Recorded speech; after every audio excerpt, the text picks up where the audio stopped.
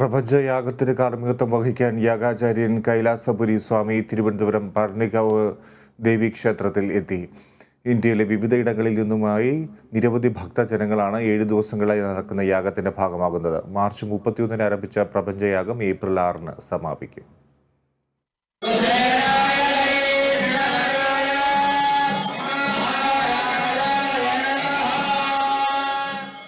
കലിയുഗത്തിലെ ആദ്യ പ്രപഞ്ചയാഗമാണ് തിരുവനന്തപുരം ചാവടിനട പൗർണമിക്കാവിൽ നടക്കുന്നത്.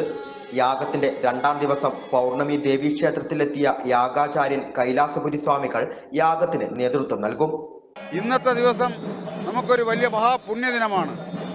ഹിമാലയത്തിൽ നിന്നും ആദ്യമായി പൗർണമിക്കാവിലാണ് കൈലാസപതി സ്വാമികൾ എത്തുന്നത്.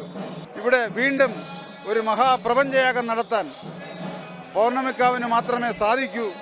അതുകൊണ്ട് നിങ്ങളത് നടത്തണം എന്ന് പൗർണമിക്കാവിൽ അമ്മയുടെ ഓർമ്മപ്പെടുത്തൽ മഹാഗുരുവായ കലിയുഗത്തിലെ ശിവനെന്നറിയപ്പെടുന്ന കൈലാസപതി സ്വാമികൾ അറിയിക്കുകയും അദ്ദേഹത്തിൻ്റെ മുഖ്യ കാർമ്മികത്വത്തിലാണ് ഈ മഹാപ്രപഞ്ചയാഗം നടക്കുന്നത്.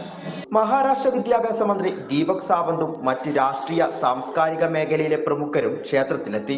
മനുഷ്യരെ അലട്ടുന്ന രോഗങ്ങളിൽ നിന്നും മുക്തി നേടുക, പ്രകൃതി ദുരന്തങ്ങൾ ഇല്ലാതെയാക്കുക എന്നീ ലക്ഷ്യത്തോടെയാണ് പ്രപഞ്ചയാഗം നടത്തുന്നത്.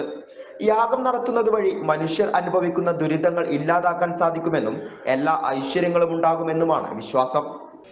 ഈ പ്രപഞ്ചത്തിൻ്റെ നിലനിൽപ്പിന് ആധാരമായ ഭൂമി, വെള്ളം, വായു തുടങ്ങി പ്രപഞ്ചത്തിലെ എല്ലാ വസ്തുക്കളുടെയും സംഭാവനയാണ് മനുഷ്യൻ്റെയും ജീവജാലങ്ങളുടെയും ജീവൻ എന്ന മഹത്തായ സന്ദേശം. അത് എല്ലാവരിലേക്കും എത്തിക്കാൻ പ്രകൃതിയെ അനിയന്ത്രിതമായി ചൂഷണം ചെയ്യുന്ന ഈ മാനവ സമൂഹത്തിന് അതിൻ്റെ പ്രാധാന്യം എന്തെന്ന് അറിയിക്കുന്നതിന് വേണ്ടിയിട്ടാണ് ഈ മഹായാഗം നടക്കുന്നത് എന്ന് അമ്മയും സ്വാമിയും നൽകിയ സന്ദേശത്തിലൂടെ നമുക്ക് വെളിവാക്കിത്തരും. ഇന്ത്യയിലെ വിവിധ ക്ഷേത്രങ്ങളിൽ നിന്നുമായി 252ഓളം ആചാര്യന്മാരാണ് പ്രപഞ്ചയാഗത്തിന്റെ ഭാഗമാകുന്നത്. വരും ദിവസങ്ങളിലും ഇന്ത്യയിലെ പ്രമുഖ ക്ഷേത്രങ്ങളിലെ പുരോഹിതർ പൗർണമിക്കാവിലെത്തും. 64 വേദപണ്ഡിതന്മാരുടെ വേദപാരായണവും 1008 അമ്മമാരുടെ ദേവീ സഹസ്രനാമജപവും യാഗത്തിന്റെ ഭാഗമായി നടന്നു. യാഗം നടക്കുന്ന 7 ദിവസങ്ങളിലായി ഇന്ത്യയിൽ നിന്നും വിദേശത്തു നിന്നുമായി 20 ലക്ഷത്തോളം ഭക്തജനങ്ങൾ ക്ഷേത്രത്തിൽ എത്തിച്ചേരുമെന്നാണ് പ്രതീക്ഷിക്കുന്നത്. Kerala vision news, Thiruvananthapuram.